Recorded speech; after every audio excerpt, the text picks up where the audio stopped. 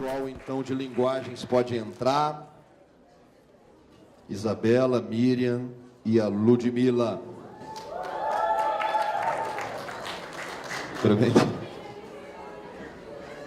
E aí, galera? Bom dia. Bom dia, galera. Nossa, que mochiba, pelo amor de Deus. Vocês tomaram café, não? Vou pegar um pedacinho de presunto pra vocês ali, vocês estão querendo? Bom dia! Bom dia! Ah, melhorou. Ainda não tá 100% não, mas até o final eu espero uns 100%. Gracinhas, oi. Tudo bem com vocês? Bom dia. Bom dia. Isso aí, obrigada pela presença, né? Ilustre. Meu coração pulsa por vocês. E aí, gente, vocês estão preparados? Gostei do tema que vocês escolheram, tá? Bem redes sociais, bem blogueiriane, né? Vai rolar Snap no final, óbvio, tá? E aí vocês já podem ir preparando, porque eu tô vendo que vocês estão assim, ó, bom dia. No meu Snap tem que estar todo mundo animado, né? Bom, então vamos começar então? Vai começar com a Ludmila? Pode ser, não, pode começar com a Bela, pode ser, não tem problema. Pode começar.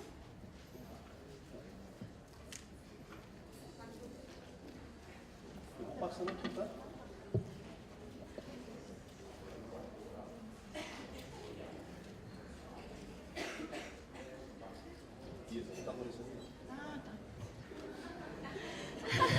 É um bom modo da gente começar, sabe? Quebra o gelo. A gente passa vergonha e quebra o gelo, né? Gente, eu achei topíssimo esse tema, né? Topérrimo. E eu vi que... e aí fica a dica. Talvez, eu não vou dar certeza, mas vou jogar no ar. Tá? Pode ser que seja a minha aposta pro Enem. Pode ser. Tá? Tô jogando aqui no ar. Pegou aqui, ó, tá vendo? Pode passar, Caldeira. Então, gente, a falta de ética nas redes sociais. Esse tema tem sido muito discutido, e aí vocês têm visto na internet sobre as fake news também, né? Houve um rumor também de que o tema desse ano vai ser algo que os jovens vão gostar de escrever, né? Houve um rumor, a gente não sabe se é verdade, mas a gente pega no ar os rumores, né? E aí, o que eu fiz? Eu separei casos de falta de ética nas redes sociais que vocês têm que ficar atentos. E aí, o aulão de hoje vai ser o que não pode faltar na argumentação de vocês, tá? Para competência 2, que é repertório sociocultural, e proposta de intervenção, que é na conclusão, tá? Então, vamos lá. Quais são os primeiros casos de falta de ética? Médicos que expõem pacientes e as suas rotinas nas redes sociais. Vocês lembram daquele caso? Daquele médico que expôs o paciente e aí ele zoou o paciente falando de pneumonia? Né? Um caso evidente de falta de ética nas redes sociais. E eu não sei se vocês sabem também, mas com essa nossa mania, né, com essa nossa necessidade de postar tudo da nossa rotina, os médicos, é um tipo de profissão que eles têm que tomar muito cuidado com isso. Então, imagina, você está num bloco cirúrgico, você faz um snap. Você está expondo seu paciente no bloco cirúrgico. E isso tem acontecido muito. Muitos médicos têm feito isso. Um outro tipo de falta de ética, a invasão dos dispositivos, por exemplo, computador, smartphone, tablet, com o intuito de obter informações pessoais dessa pessoa. Então, por exemplo, contas bancárias, etc. Essa lei, e aí, gente, vocês podem ficar tranquilos, porque geralmente, quando o Enem coloca um tema que é a respeito de alguma lei, ele põe essa lei nos textos motivadores. E vocês podem utilizar os textos motivadores. Eles estão lá para dar esse auxílio, tá? E aí, essa lei, ela ficou apelidada de Lei Carolina Dickmann. Vocês lembram do que aconteceu com ela? Né? Esse caso foi a mídia, ela levou o notebook dela, foi invadido e aí várias fotos íntimas vazaram nas redes sociais. Tá? Ela conseguiu entrar com um projeto de lei, né? Essa lei ficou apelidada então com o nome dela. Vocês podem colocar o apelido também da lei, se não quiserem colocar lei número 12.737. Tá? E o terceiro caso de falta de ética é a disseminação de ódio, discriminação, violência e intolerância. É aquela famosa treta do Facebook. Né? Você não pode postar nada que venha um abençoado te encher a paciência no Facebook. E você posta, por exemplo, que você adora a Gabriela Pugliese. E aí você coloca Pugli é maravilha. Vem o time contra a Pugli e aí posta no seu Facebook. Nossa, mas eu não gosto dela. Você não gosta, meu amigo? Guarde para você. Não venha no meu Facebook destilar o seu ódio. É ou não é? Mas o que tem acontecido hoje? Famosos, e aí vocês podem colocar casos de famosos. Anota aí. Preta Gil sofre muita discriminação nas redes sociais. A Maju, vocês lembram da Maju? O Paulo Gustavo, anota aí o nome dele, caso de homofobia, porque agora vocês viram que eles estão grávidos, né?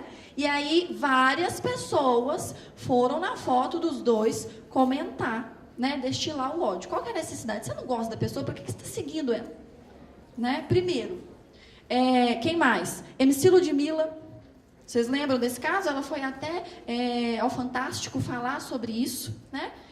Quem mais? Tem mais alguém que eu estou esquecendo? A Titi do Bruno, né? Bruno, meu íntimo. Vocês viram, né? Mas, gente, eu já falei com ele para ele parar de mandar o WhatsApp, mas não para. Tá lá casado com aquela moça maravilhosa e fica aqui, ó, mexendo. Mas deu para entender? Tá? Então, o que não pode faltar na argumentação de vocês se for esse tipo de texto, se for esse tipo de assunto? Exemplificação de mundo, colocar algum caso de famoso, algum caso de acontecimento que foi à mídia, tá? E falar que isso é um desrespeito à ética. Vocês sabem o que é ética? Muito bom, gente. Participação. É isso mesmo, né? Ética não é algo voltado ao nosso comportamento no meio social, tá? E aí fica a dica também para o restante do domingo. E chama o crush. Não tem crush? Chama a mãe. Né? Mora no interior a mãe, assiste sozinho, não tem problema. Pega o canal do Cortella, anota aí, ó, Mário Sérgio Cortella, e ele tem um vídeo sobre ética topíssimo. Aproveita, Mário Sérgio Cortella, o vídeo é sobre ética, tá? Aproveita e assina o meu canal também, porque você já tá lá no YouTube, você vai para assina o meu, chama O Salto, tá? Anotaram aí? Pode passar, Caldeira. E aí, outro tipo de repertório que não pode faltar. Black Mirror. Vocês já assistiram? Não, nunca assisti. Chama o crush também, tá? E aí já pode assistir. Dá pra matar uma temporada no domingo só. Né? Os episódios, eles são independentes. Você não precisa assistir um para entender o outro. E aí eu sugiro que vocês assistam esses 3. Esse daqui é o primeiro da 3ª temporada. A vida dessa menina, ela é voltada... Na verdade, assim, os episódios, eles retratam muito do nosso cotidiano, só que eles pegam ao extremo. Porque hoje em dia, nós já não somos voltados aos likes, não é? Ao status social. Você pega um Uber, eu peguei um Uber para vir para cá, o cara... Eu nem saí do carro. O cara falou, olha, me avalia lá, tá? Eu falei, não, tudo bom? Não me deu nem uma balinha. Queria que eu desse 5 estrelas para ele, né? E aí, a gente não é padronizado por essa sobe estrela, desce estrela, sobe estrela, não é? Esse episódio mostra isso. As pessoas elas só conseguem entrar em certos lugares, trabalhar em certos lugares, dependendo da nota que ela tem nessas redes sociais. Tá? Muito top. E aí mostra o que acontece no final com essa menina, que não vou dar spoiler. Vale a pena vocês assistirem e dá para encaixar. Ah, mas preciso colocar o nome do episódio? Não. Coloca só a série Black Mirror, retrata vários episódios de cyberbullying, chantagens, discursos de ódio, tá? Não precisa citar o episódio em si. Coloca a série. E aí, lembrando, letra maiúscula para a série e aspas, tá? Fica a dica aí, já anota. Não vai lá me colocar com letra minúscula, sem aspas, não, tá? Aí, um outro episódio é esse, né? Shut Up and Dance, tudo bom? Dance, né? Que fala, manda quem pode. A tradução é super igual. Esse menino, eu não sei, né, para quem assistiu, o que acontece com esse menino? Já começa, só um spoilerzinho.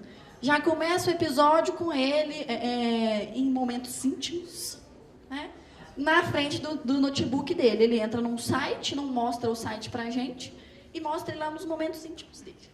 E aí, depois ele recebe uma mensagem de um hacker falando, olha, você vai ter que fazer isso e isso porque a gente filmou o que você estava fazendo. Eu sei o que você fez no verão passado. E aí, ele começa a ter que fazer várias coisas por causa desse hacker, e aí ele fica com medo de ter esse vídeo vazado na internet. Também é cyberbullying, não é? E aí seria qual tipo de cyberbullying, vocês sabem? Muito bom, participação. Seria o pornô de revanche ou o cyberbullying sexual, tá? Porque o tipo de vídeo que tem dele é desse estilo. E aí, no final, ele faz várias coisas, passa por vários perrengues, e aí aparece o troll, né? Que é aquele negócio de, tipo assim, te trolei. Ou seja, não adiantou nada, tudo que ele fez, né? Todos os perrengues que ele passou durante a série não adiantaram, e ele teve o vídeo vazado, tá? Inclusive, a gente trollou a Miriam hoje também, né? Vou mandar um troll para ela. Pode pensar. Depois eu conto o troll da Miriam. Tem esse também, que é o episódio da Belinha, né? Não sei se vocês assistiram, chamou Odiados pela Nação. Gente, esse daqui foi o que eu mais gostei. E ele é o que mais retrata essa questão de discursos de ódio e das consequências que a gente tem na vida da pessoa por causa de um determinado discurso de ódio. Então, o que acontecia lá? Tinha algumas figuras públicas, né? E aí as pessoas, geralmente figuras públicas odiadas pelo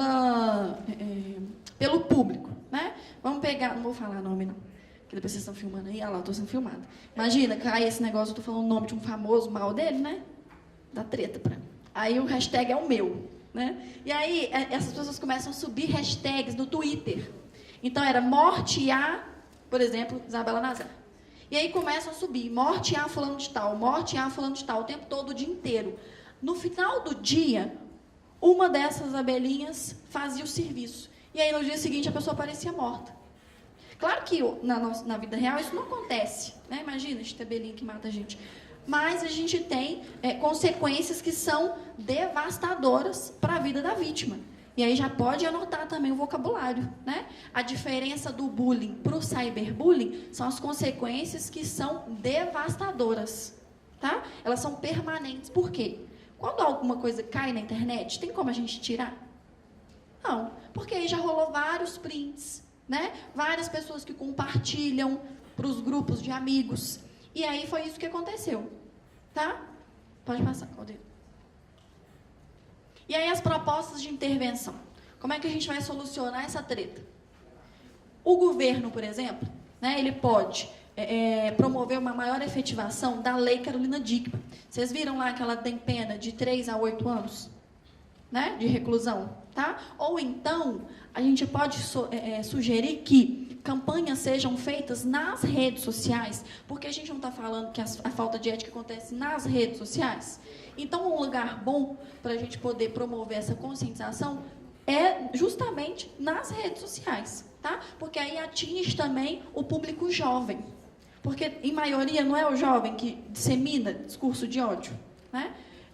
E aí tem essa ONG que se chama SaferNet, que ela é muito boa e muito eficiente. O que acontece, né? E aí, se alguém já tiver passado por uma situação dessa, né, vou ensinar para vocês não passarem por isso, não ficarem calados, tá?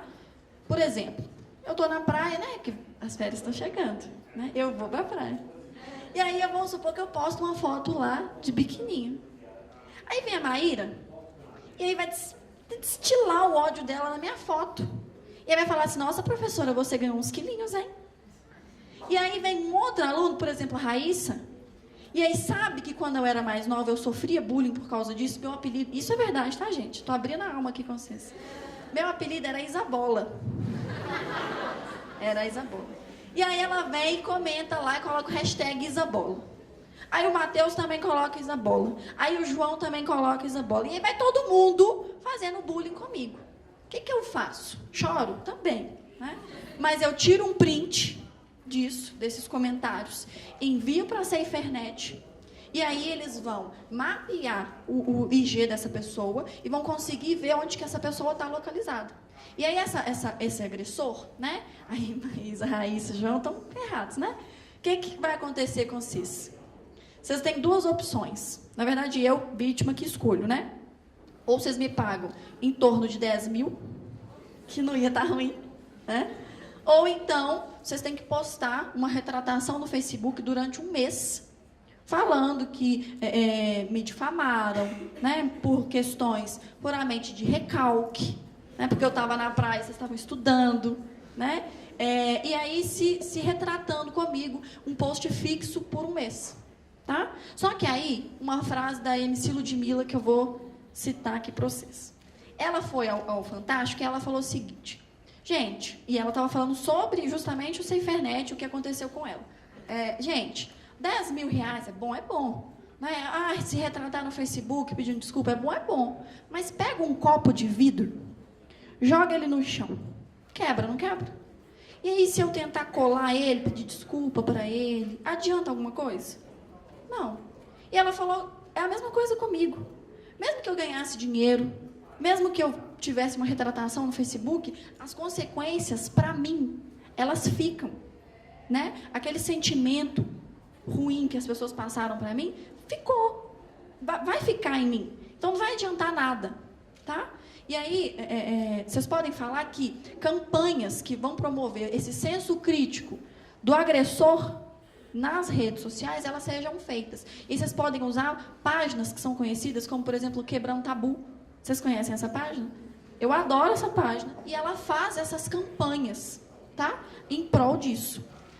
Anotaram aí? E, último, esse incentivo à criticidade dos internautas. E aí, com o intuito de diminuir essa prática. Porque aí é aquela quarta resposta, né? Que é o para quê? Então, já fizemos quem, como, qual que é a outra? Muito bom. E participação, tá vendo? Quem vai fazer? O que vai fazer? Como? E para quê? Tá? Então, deu para entender? Então, aqui, ó. Vamos resumir. Se cair um tema desse, o que não pode faltar? Vamos falar bem bonito. Tá? Todo mundo junto. Vou entender tudo que tá todo mundo falando. Primeiro, sobre o argumento, em questão das argumentações. O que não pode faltar? A lei, o que mais? Exemplos de mundo dos famosos, o que mais? Discriminação de ódio, o que mais? Muito bom, participação. Fala, Jéssica. Fala. O que mais? Falta mais um? Ética, né? Conceituar o que é ética. Deu para entender? E na proposta de intervenção, quais que são os 4 elementos que não podem faltar, que vocês têm que responder? Quem, o que, como e para quê? E o detalhamento. Amém, igreja? Amém. E, ó, vamos de novo, né? Essa igreja está morta, não está, Caldeiro? Está morta. Sabe, eu quero aquelas igrejas avivadas, do reteté, tá? Não quero igrejinha morta. E eu vou fazer até um snap. Vamos fazer primeiro treinando. Tá em tempo ainda, né, Caldeiro? 2 minutos. Em 2 minutos. Ó, vamos treinar primeiro, para ficar bonito. E há rumores de que quem não fala, não passa. A minha aluna do ano passado, quando eu falava assim, lá na salinha, gente, vocês vão tirar 1000 esse ano, amém? Ela era a primeira que falava, amém! Ela falava, em nome de Jesus. Ela tirou 1000. Então, fica a dica, tá? Gente, não pensa... Vocês vão pagar para ver? Fala bem. Né? Bem bonito, tá? Então, vamos treinar primeiro. Vai ficar bonito. Quando eu contar até 3, aí a igreja avivada falou amém. Tá? Então, ó. Vocês vão tirar 1000 esse ano. Amém? Nossa, avivada. Então, vamos agora de novo que eu vou ficar aqui no meio para fazer o snap. Bem bonito. Com medo de deixar meu iPhone cair. Então vão, ó. Peraí que eu vou pegar todo mundo. Pelo amor de Deus, terceira idade fazendo. Tô no rebobinar. Vamos de novo. Todo mundo aqui vai tirar 1000. Amém?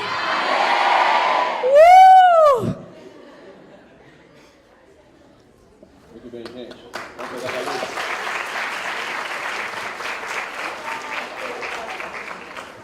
Bora, gente. Ó, comigo não tem Snap, porque eu sou analfabeta digital. Beleza? Então, vamos lá. Vocês escolheram funções da linguagem, certo? Cai. Prova de linguagem vai te dar 1008? Não, mas ela pode dar 389. Você tá afim? Ah, então tá bom. Então vamos lá, porque eu quero que vocês alcancem 789, tá bom? Bom demais, né? Então vamos lá. Olha só. Funções da linguagem. O que é isso? O nome já fala, porque português é autoexplicativo, gente. Quem fala que português é difícil, está enganado. Ok? Português não é difícil. Ah, professor, tem um tanto de exceção. Culpa sua, porque se vocês seguissem a regra, não tinha exceção. Como a gente não fala de acordo com a regra, tem exceção. Culpa pura e simples de vocês. Ok? Para deixar as coisas bem claras. Então, função da linguagem. O que ele está te falando? A função que a linguagem tem no texto. Olha que legal, né? E aí, nós temos 6. Eu tentei preparar para vocês um quadrinho com algumas palavras que são importantes para vocês lembrarem. Por quê? O Enem, nas questões, dificilmente ele vai te pedir a função, né? Porque o Enem não é prova de decoreba, beleza? Ele vai te dar um texto e ele vai te falar assim, ó, além da função tal, a gente pode perceber a função Y. Vou adotar aqui as incógnitas da matemática, a Aldeira vai abrir essa sessão para mim, né? Então ele vai falar assim, além da função X, você vai ter a função Y, que pode ser percebida em tal e tal característica do texto. Então eu preciso lembrar que função que é essa e quais são as características dela, ok? Além disso, ele pode falar com você assim, ó, a função tal no texto pode ser percebida por quê? Então, ele vai te dar lá características ou coisas, elementos que existem no texto que tem a ver com aquela função. E aí eu preciso lembrar para que essa função serve, como que ela funciona dentro do texto, o que eu vou ter de característica dessa função, beleza? Então, olha lá, primeira função, função referencial. Qual que é outro nome que pode ser dado para função referencial? Alguém sabe? Informativa, e tem um outro nome que alguns materiais didáticos utilizam, que é a função denotativa. Já ouviram assim? O Enem usa referencial mesmo, tá? E aí, cada função, ela prioriza uma parte do um elemento da comunicação. Assim, a comunicação é estabelecida por pessoa que fala, pessoa que escuta, interlocutor, receptor, né? Tem o canal, tem a mensagem, né? Assim, tem o contexto, né? Assim? A função referencial prioriza o referente. O que é o referente? É o contexto. Quando que essa função vai ser usada? Quando o meu texto for predominantemente informativo. Eu posso ter mais de uma função da linguagem dentro do mesmo texto? Posso. Pensa no artigo de opinião. Artigo de opinião tem função referencial? Tem, não tem? Tem função referencial. Mas um artigo de opinião tem presença da primeira pessoa? Tem, não tem? A opinião do eu, não é isso? Que função que é essa? Emotiva. O artigo de opinião não tem estrutura argumentativa para persuadir o interlocutor a acreditar que o que ele está defendendo é verídico, é importante, é relevante? Função o quê? Conativa. Olha que bonito, tem um tanto de função. Então, o que eu tenho que ficar atento na questão? Que trecho especificamente, ou sobre que aspecto específico do texto a questão está me falando. Então, se ela estiver falando do aspecto informativo, é função referencial. Notícia, predomina o quê? Referencial, ok? Reportagem, predomina o quê? Referencial. Então, se o texto, o objetivo dele for informar, qual que é a função predominante? Referencial. Quero escutar vocês falando. Ah, conversa comigo, gente. Credo. Ok? Característica dessa função da linguagem. Objetividade. Ela tem que ser objetiva. Não pode ter presença do eu, porque a função referencial ela não tem objetivo de opinar. Ela tem objetivo de informar. Ok? Linguagem denotativa. Eu vou ter aquelas coisinhas lá de metáfora, metonímia, mimimi? Não. Não vou. Por quê? Porque o objetivo é informar. Acabou. Eu não posso ter plurissignificação, que é o que eu teria, por exemplo, na metáfora. Ok? Uso de dados estatísticos. Por quê? Porque você está querendo informar. Beleza? Alguma dúvida? Fechou? Próxima função. Emotiva ou expressiva. Ok? Geralmente é uma função muito encontrada lá na área da Miriam. Mas é só lá que eu vou encontrar? Não. Né? Eu tenho função emotiva em outras partes. Já dei o exemplo aqui no artigo de opinião. Quando você tem a opinião explícita, a presença do eu, isso é função emotiva. Ok? O que é o objetivo? Qual que é o objetivo do texto? Para que a função emotiva predomine no texto, o objetivo do texto tem que ser apresentar sentimentos ou emoções do emissor. Ok? Ponto de vista de quem está escrevendo o texto. Tomem muito cuidado com algumas questões do Enem.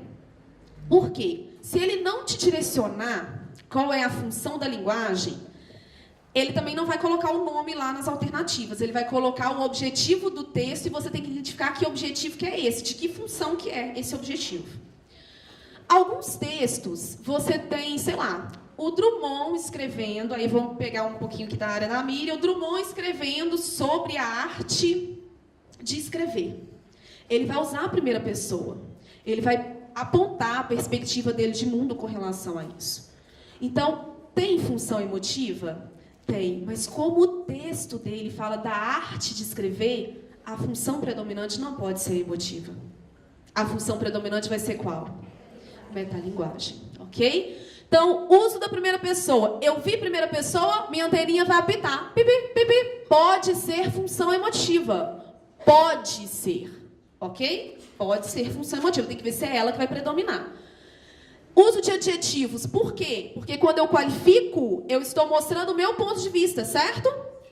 Não é assim? Quando eu chego para as criaturas e falo assim, feinha, é o meu ponto de vista. Pode vir alguém aqui me bater e falar, não, ela é linda, maravilhosa. Questão de gosto. Gosto é igual bunda, cada um tem o seu. Beleza?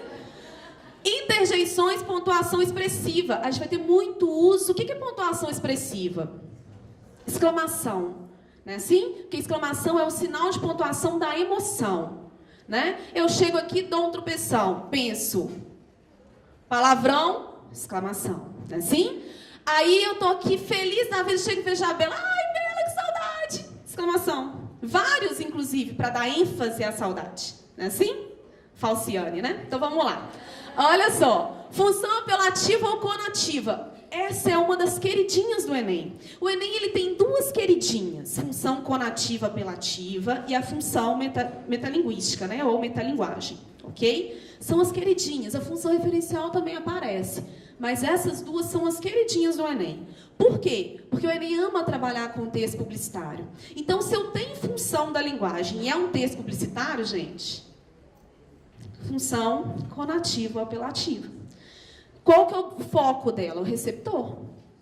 Por quê? O objetivo é persuadir, mas não é só persuadir. Tomem cuidado. A persuasão é um dos objetivos da função da conativa apelativa. Mas não é só ela, não. Quando eu invoco o interlocutor, quando eu chamo a atenção do interlocutor para mim, isso é função conativa apelativa. Ok? Então, por exemplo, se você está lá numa oração, você está fazendo Enem, o bicho pegando para o seu lado, claro que não, porque você se preparou. Né? Uma outra pessoa está lá, vai fazer a oração, fala assim, meu Deus, me ajude, eu preciso tanto nesse momento. Isso é função o quê? Conativa apelativa. Apelativa, fazer um apelo. Ok? O que eu tenho de presença nessa função? Uso de vocativos, pronomes de tratamento, verbos no imperativo. Tomem cuidado. O Enem já cobrou assim, ó. Pegou um texto cuja função da linguagem era função conativa apelativa e pedia para você marcar as estruturas que auxiliavam nessa persuasão. Isso pode cair também, ok? Então, aquela partezinha ali das características é parte importante. Pode passar a caldeira. Função fática. Foco no canal. O que ele quer? Testar o canal. Então, quando eu pergunto para vocês, vocês estão entendendo? Isso é função fática, porque eu estou tentando estabelecer relação de comunicação. Então, estabelecer relação de comunicação é o objetivo da função fática. Eu vou usar a linguagem para chamar a sua atenção, mas não é chamar a sua atenção igual lá na função conativa apelativa, não. É só para eu ter certeza que você está entendendo, você está me escutando. Ou, aqui, bom dia, boa tarde, tudo isso é função fática. Ok? Então, o que eu vou ter ali? Uso de frases e expressões socialmente estabelecidas. Né? Alô, olá, boa tarde. Entendeu? Não é mesmo? Ok? Certinho? Beleza? Então tá. Função metalinguística é outra queridinha. Quando você for fazer sua anotação, você vai colocar um coração assim. Eu não sou muito dessas frescuras, não. Você pode colocar o que você quiser. Eu tô falando coração porque vocês têm cara de que são românticos. Não é a minha cara, mas tudo bem. Pode colocar o que você quiser. Né? Pode colocar a faca na caveira, é bem mais a minha cara essa. Aí, função metalinguística. Porque ela é uma queridinha, e vocês estão vendo que esse lado do quadro aqui está vazio, das características? Porque ela não tem uma característica própria. Ela não tem uma expressão própria, ok? Qual que é o foco? É o código. Então, o que é a metalinguagem? É a coisa falando da coisa. Pode ser qualquer coisa. Pode ser televisão, pode ser rádio, pode ser um poema, pode ser leitura, pode ser qualquer coisa, ok? Vai explicar, conceituar algum elemento da linguagem usando a própria linguagem. Pode ser linguagem verbal, não verbal, ok? O que você quiser, sinal de fumaça. Beleza? Tranquilo? E a metalinguagem é uma função que o Enem gosta bastante. Função poética. Essa é praticamente ali, ó, da Miriam, né? Função poética é a função da mensagem. O que o cara quer? Ele quer mostrar para você a mensagem de uma maneira diferente. Só o ato de você escrever em versos, por exemplo, já é uma função poética. Você já está mudando a forma de apresentar a mensagem. Ok? Aí, olha o que acontece. Você vai apresentar a mensagem de maneira mais interessante. Qual que é a palavra-chave de função poética? Estrutura diferenciada. Então, você pode fazer isso usando, por exemplo, assonâncias e aliterações, né? A rima, olha que bonitinho. Ok? Então, a função poética, por isso que o nome é poético, porque geralmente ela vai estar ali no texto poético, né? Então, é a função estilística, é uma coisa estilística, é o estilo de escrita. O cara quer mostrar para você de uma maneira diferente. Ok? Uso de recursos estilísticos. Qualquer recurso estilístico, qualquer estrutura linguística que vá favorecer a mensagem. Beleza até aqui? Essas são as 6 funções. Trouxe para vocês 2 questões no Enem, só para vocês verem mais ou menos como que cai. Caldeira, pode passar aí. Quanto tempo eu tenho ainda? 5? Então tá bom. Olha lá, são 2 questões do Enem de 2016. Se eu não estiver enganada, acho que uma foi da primeira aplicação, a outra foi da segunda, mas não faz diferença não. Olha o que acontece. Primeira coisa que eu faço, como que eu resolvo questão na prova de linguagens? Lembrando que, no primeiro dia, vocês não têm mais aquela opção de descansar um lado do cérebro e cansar o outro, né? Não tem, porque é tudo para ler. Ok? Então, aquela saída para ir ao banheiro é estratégica. Tá? É hora de você oxigenar o cérebro. Então, presta atenção aqui. Como que eu resolvo questão? Vou logo lendo o texto? Graças a Deus. O que eu leio primeiro? Enunciado. Porque pode ser que eu não precise ler o texto. Pode ser que o meu conhecimento prévio já me auxilie a fazer a questão sem a necessidade de ler o texto. Ok? Vocês podem perder tempo? Não, né? Então, vamos lá. Nesse texto, a autora apresenta reflexões sobre o processo de produção de sentidos, valendo-se da metalinguagem. Essa função da linguagem torna-se evidente pelo fato de o texto. Olha lá o texto. Ler não é decifrar, como no jogo de adivinhações, o sentido de um texto. Então, já sei que ela está falando, qual que é a temática, mais ou menos, ali? Leitura? Posso falar, né? Então, vamos ver. Se é metalinguagem e é a linguagem falando da linguagem, significa que se a temática é leitura, eu preciso buscar nas alternativas algo que tenha a ver com leitura. Concorda? Então, tá bom. Letra A. Ressaltar a importância da intertextualidade. Vocês acham que isso vai evidenciar uma metalinguagem? Parece não, né? Vamos ver a outra. Propor leituras diferentes das previsíveis. Pode ser? Pode ou não? Talvez, né? Apresentar o ponto de vista da autora. Que função que é essa? Função o quê? Emotiva. Está apresentando o ponto de vista da autora. Isso não é metalinguagem, não. Essa eu já posso, ó, tirar. Discorrer sobre o ato de leitura. Lembra lá dos objetivos? Quais são os objetivos da metalinguagem? Explicar, né, assim? Expor sobre aquilo que ele está falando lá. Sobre se a linguagem escrita é a escrita falando da escrita. Discorrer sobre o ato de leitura. Eu vou precisar ler e eu estou usando a leitura para discorrer sobre o ato da leitura, né? Assim, a coisa falando da coisa? Ó, pode ser essa? Pode. Focar a participação do leitor? Tem muita cara, não. O que vocês marcariam? Olha que bonitinho, vocês acertaram. Olha, tá vendo? Vamos para a próxima. 114 lá, que foi, acho que da segunda aplicação. Poema tirado de uma notícia de jornal é o título ou o comando. No poema de Manuel Bandeira, há uma ressignificação de elementos da função referencial da linguagem bela, que ele já te deu a função, como ele deu na primeira. Ele já te falou que são elementos de função referencial. Aí você fala, peraí, é um texto poético com função referencial? Pode? Pode. Pode. Só que não é o que predomina, mas ele falou que tem trechos. Então, vamos ver o que acontece. Poema tirado de uma notícia de jornal. Qual que é a relação que vai ter com a função referencial? A notícia, a informação. Então, vamos buscar lá. Atribuição de título ao texto com base em uma notícia veiculada em jornal. Isso é função referencial? Não. Utilização de frases curtas, características de textos de gênero jornalístico. Posso afirmar que os gêneros jornalísticos todos têm frase curta? Não. Indicação de nomes de lugares como garantia de veracidade da cena narrada. Só isso seria função referencial? Enumeração de ações com foco nos eventos acontecidos à personagem do texto? Vamos ver, poderia, né? Apresentação de elementos próprios da notícia, tais como quem, onde, quando e o que. Qual que vocês acharem que tem mais cara de função referencial? Ah, é? Olha que bonito que vocês são. Vocês vão arrebentar nessa prova. Ok? Aí, amém, gente? Então, tá bom. Só aceito 789. Amém? Então, tá bom. Meninos, boa prova para vocês no domingo. Façam com calma. Leiam as questões com atenção. Beijo. Me ligue não, que sou casada. Tchau pra vocês.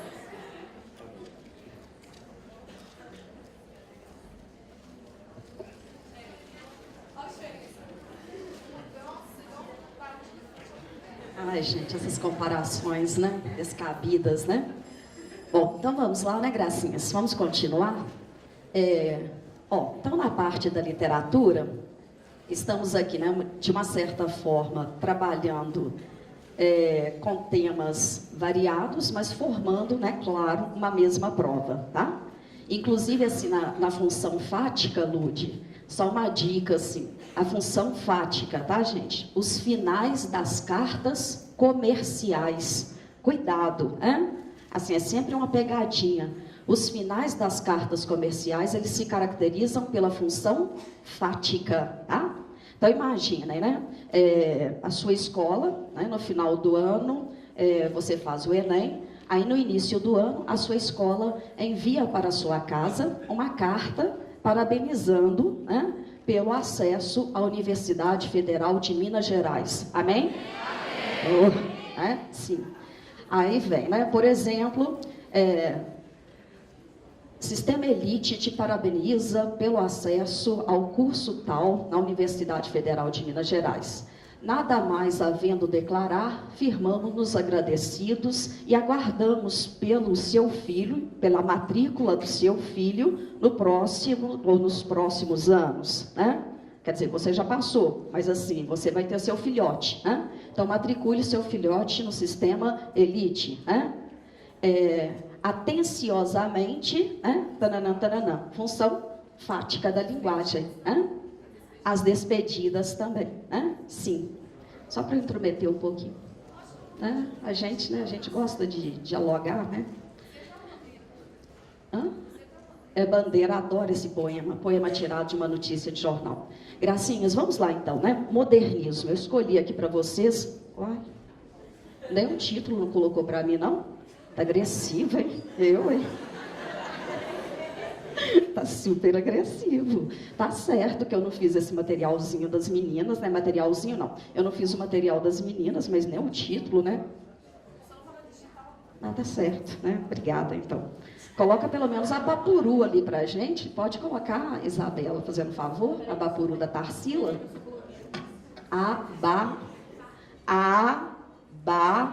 Bapuru.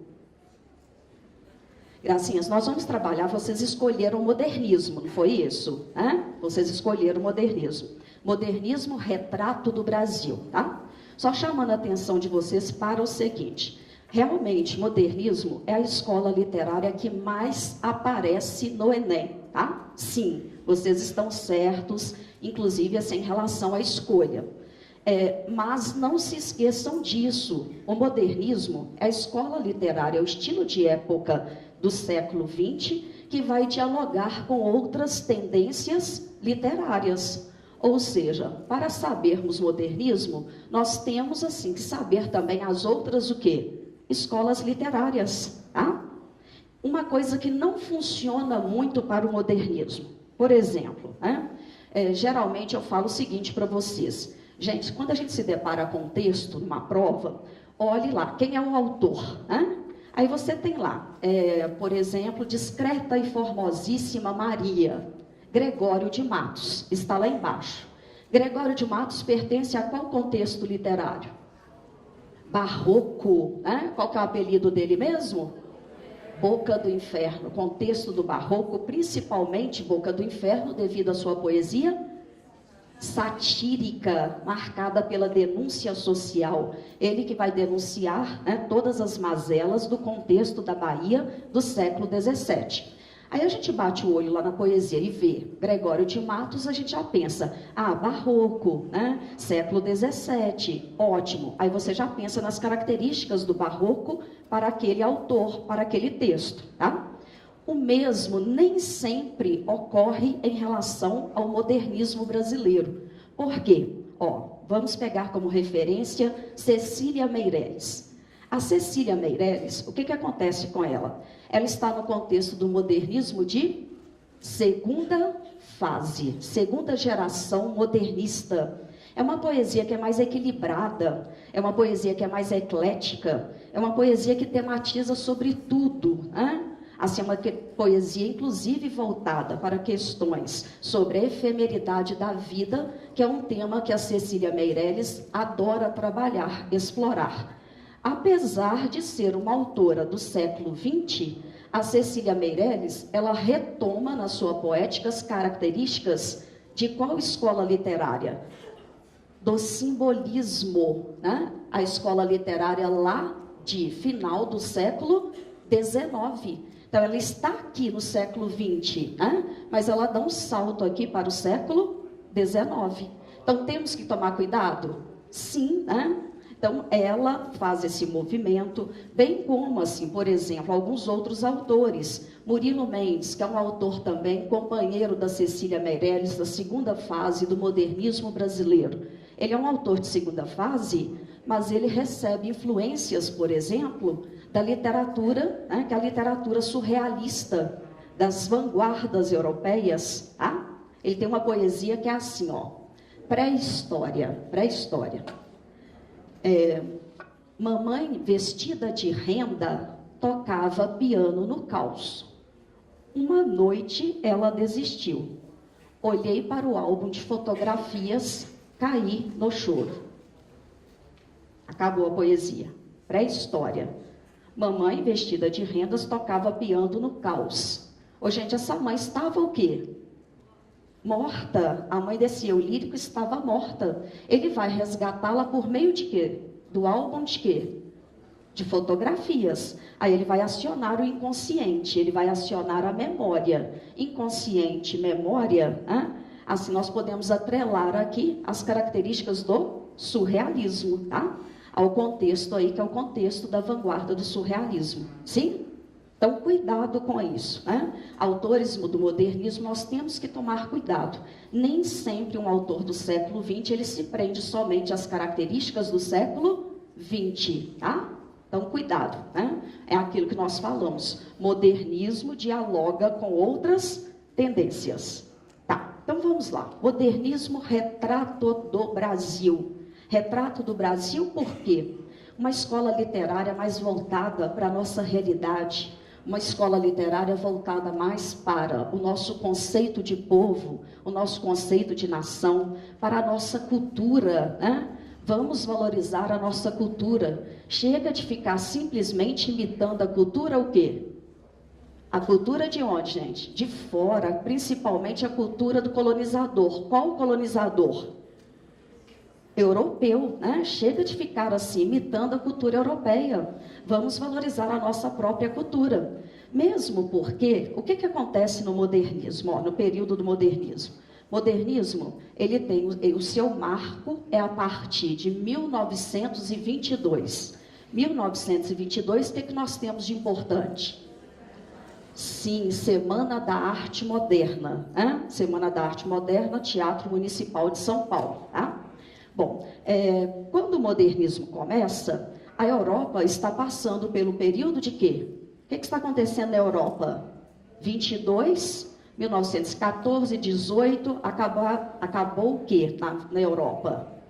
Guerra. A Primeira Guerra acabou. Mas logo depois vem um período da Segunda Guerra, não é isso? Hein?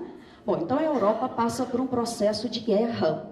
E o Brasil, antes do modernismo, a nossa cultura gostava muito de imitar a cultura europeia, principalmente a cultura parisiense, tá?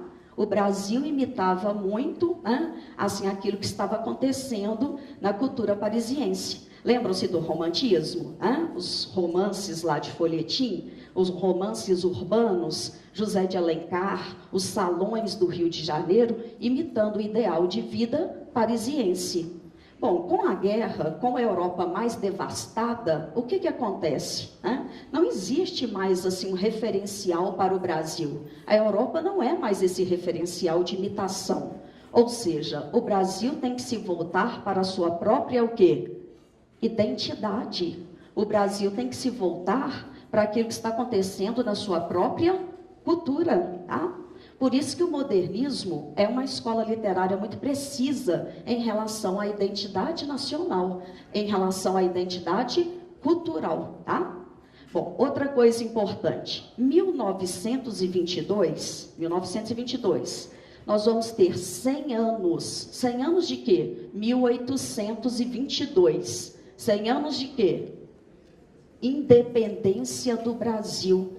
Se são 100 anos de independência do Brasil, gente, nacionalismo, hein? Uma forte característica do modernismo brasileiro, tá? Quem quiser colocar aí, né? Uma grande característica é essa, nacionalismo. Que tipo de nacionalismo? É o nacionalismo idealizado lá dos românticos?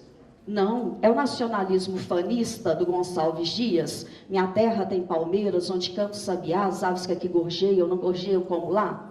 Não, é o nacionalismo comprometido com a realidade dos fatos, por pior que essa realidade seja, tá? Por exemplo, em relação à canção do exílio, Oswald de Andrade, ele também escreveu, né, assim, uma versão para a canção do exílio, Canto de Regresso à Pátria, tá? Bom, então é um eu lírico que está voltando para a sua terra natal. Aí ele vai dizer assim, ó, ao invés dele dizer, minha terra tem palmeiras, aí ele diz, minha terra tem palmares, onde gorjeia o mar, os passarinhos daqui não cantam como os de lá.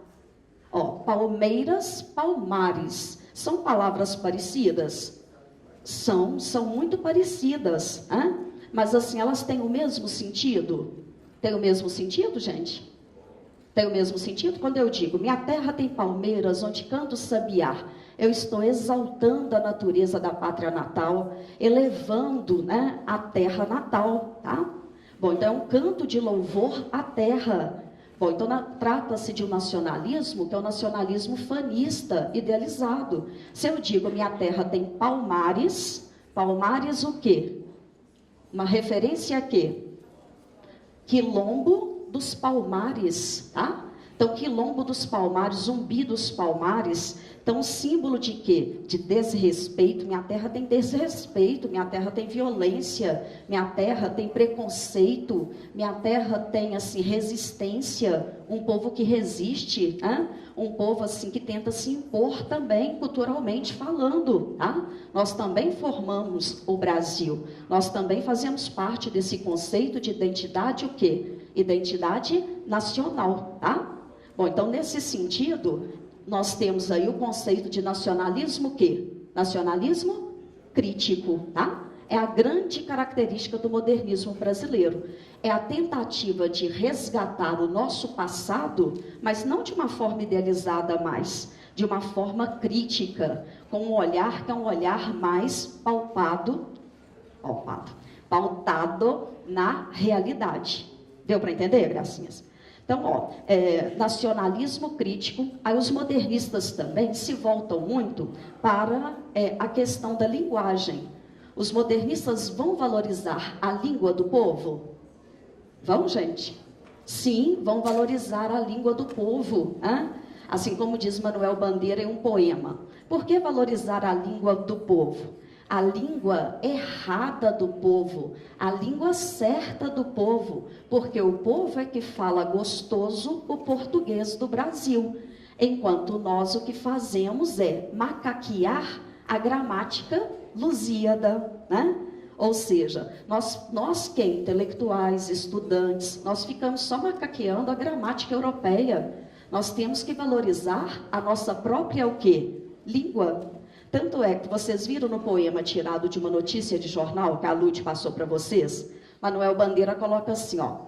João Gostoso era carregador de feira livre e morava no Morro da Babilônia, num barracão sem número.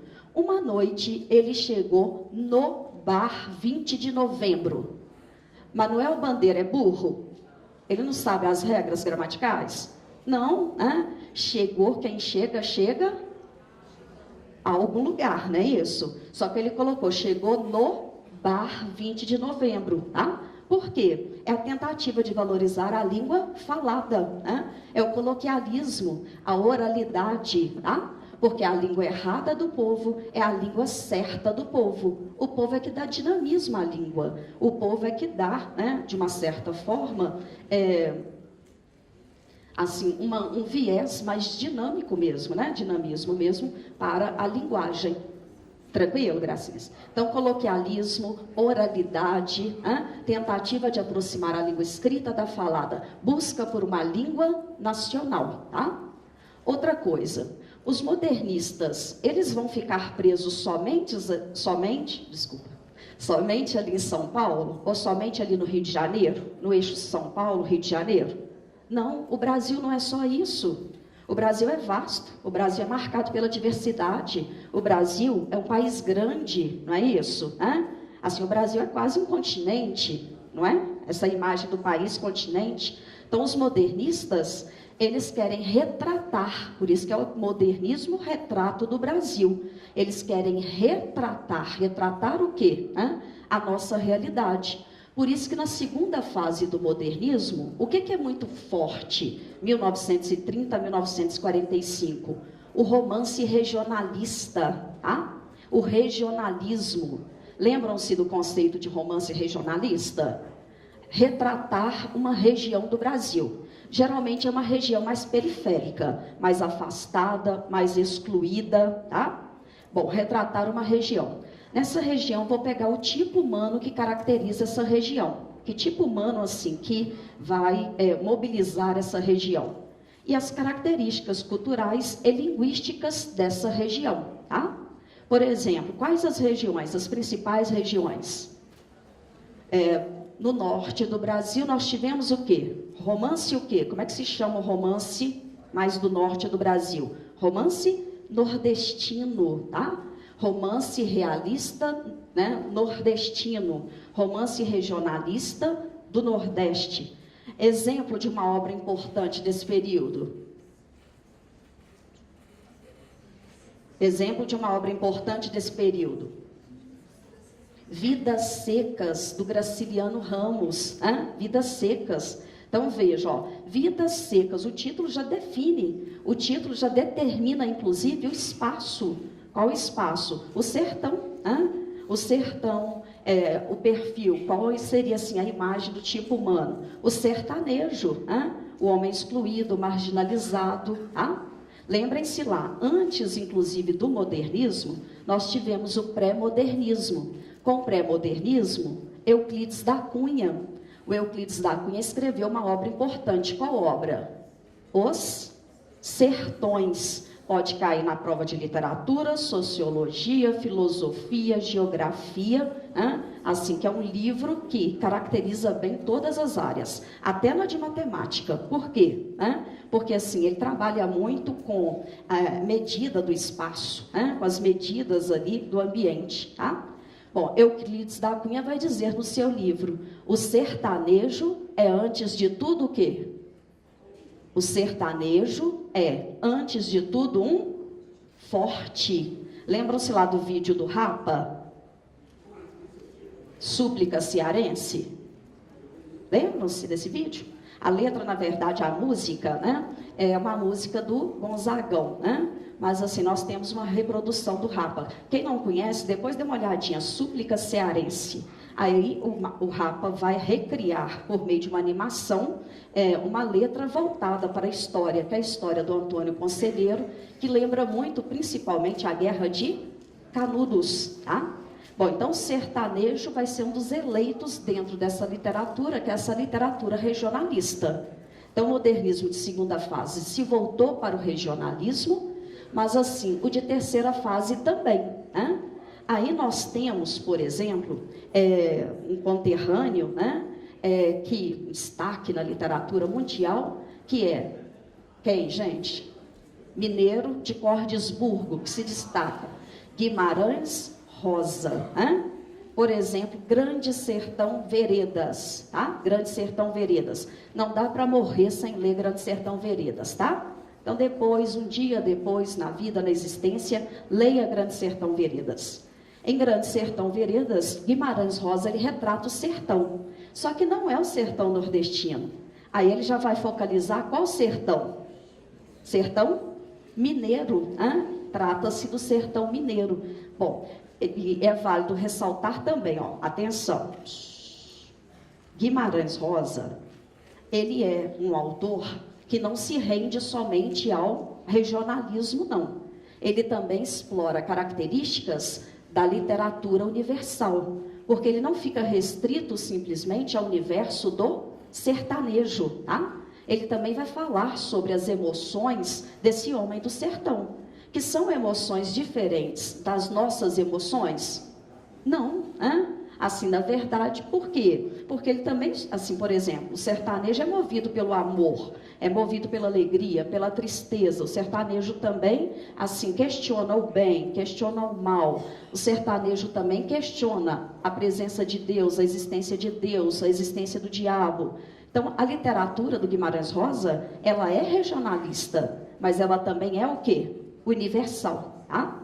Bom, então vejam assim, como que os escritores do modernismo, eles estão preocupados, né, em retratar a realidade, que é a realidade do país, né? Principalmente estão preocupados com o quê? Com o conceito de povo, com o conceito de nação, sim?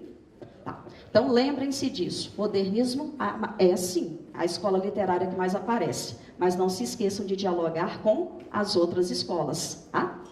Bom, então, boa prova, né, para todos vocês, que dê tudo certo, né, e vai dar, tá? Obrigada pela presença, né, e naranina, né, né, tchau.